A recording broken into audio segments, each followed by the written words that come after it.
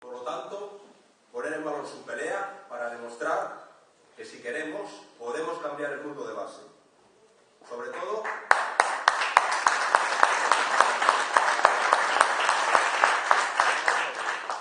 porque ellos combatieron la dictadura franquista y hoy a nosotros, que nadie se lleve a engaños, combatimos la dictadura de los mercados. En septiembre de 2011 dieron un golpe de Estado contra la Constitución española. Rompieron el consenso constitucional. Reconocieron que el déficit del Estado tendría prioridad en el pago respecto a cualquier otra necesidad básica. Eso es, compañeros y compañeras, como si un padre o una madre en su casa prioriza el pago de la hipoteca de su vivienda a los alimentos, a los vestidos o a la sanidad de sus hijos. No lo podemos permitir. Hoy esos mismos imponen una reforma laboral que no va a crear empleo, que garantiza el despido libre y gratuito en nuestro país, que privatiza el servicio público de empleo o que da todo el poder a los empresarios en los centros de trabajo. Pero no acaba ahí. Eso solo es la punta del iceberg. Además, el día 30 presentarán unos presupuestos en el Gobierno del Estado por el Partido Popular que van a por la sanidad, a por la educación, porque quieren acabar con todo. Son insaciables. Hoy vamos a demostrar con este acto que hay otra manera de salir de la crisis. Otra manera para que la crisis no la paguemos los trabajadores y los pensionistas. Otra manera diferente al Foro, al Partido Popular, al Partido Socialista o a UPyD de Inestrillas.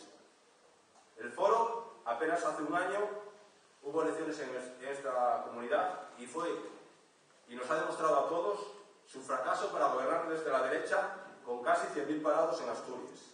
El Partido Popular y el Partido Socialista siempre anteponen los intereses partidistas a los intereses generales. Lo hemos visto hoy en Madrid, compañeros y compañeras.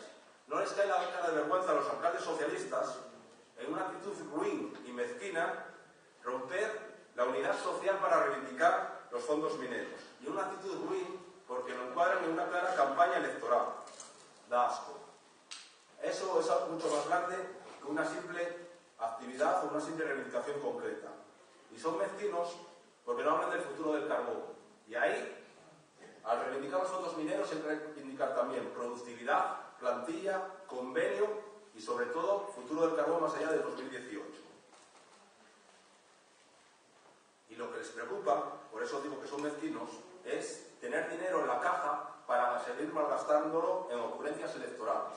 Todos tenemos en la mente cómo se ha dilapidado ese dinero y cómo hemos perdido una oportunidad que quizás no vuelva en estas comarcas mineras para coger el tren de la diversificación y cambiar el futuro de la comarca.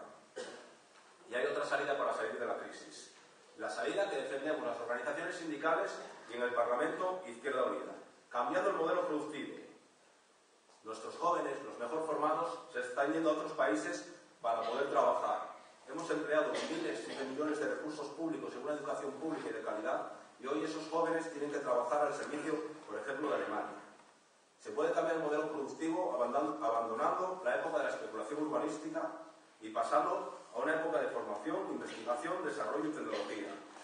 Se puede salir de la crisis haciéndola pagar a quien la provocó, a los grandes empresarios, a la banca, a través de una reforma financiera que permita poner la banca al servicio de los ciudadanos y no al revés, como ocurre con el Partido Popular y el Partido Socialista.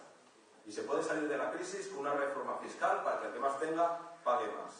De todo eso hoy nos van a hablar, por este orden, José Antonio Martín,